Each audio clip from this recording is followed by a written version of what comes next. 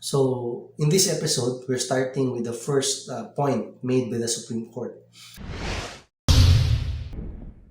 The labor arbiter held and the Court of Appeals affirmed that the employee's resignation was involuntary, meaning it was not voluntary, as she only resigned after being deceived into believing that her removal from through retrenchment was inevitable.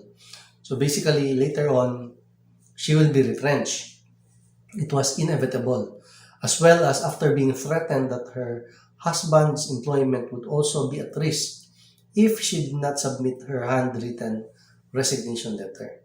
So the NLRC, though found that the respondent faced with retrenchment, opted to voluntarily resign and avail herself of the financial package petitioners offered.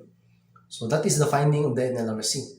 As far as the NLRC was concerned, the employee voluntarily resigned. As far as the labor arbiter and the Court of Appeals is concerned, the employee was terminated. There was no voluntary resignation. Evidently, in this petition, it involves a question of fact that require the Supreme Court, the court, to review and re-examine the evidence on record. Generally, as a general rule, as an overview, the Supreme Court, this court does not review errors that raise factual questions because this court is not a trier of facts. However, when there is conflict among the factual findings of the antecedent deciding bodies, referring to the labor arbiter, NLRC, the Court of Appeals, it is proper in the exercise of the equity jurisdiction of the court, meaning not really strictly under the rules, but in equity to give justice, to review and re-evaluate the factual issues, and to look into the records of the case and re-examine the question findings. Because the Supreme Court is having a difficulty applying the law because there are two versions of the story.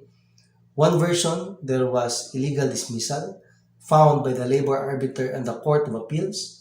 Another version, there was a valid voluntary resignation by the employee. Therefore, no illegal dismissal found in the decision of the National Labor Relations Commission by the commissioners of the NLRC. So,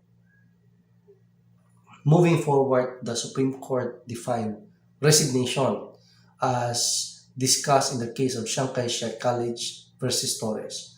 What is resignation in that case? How was it defined by the Supreme Court?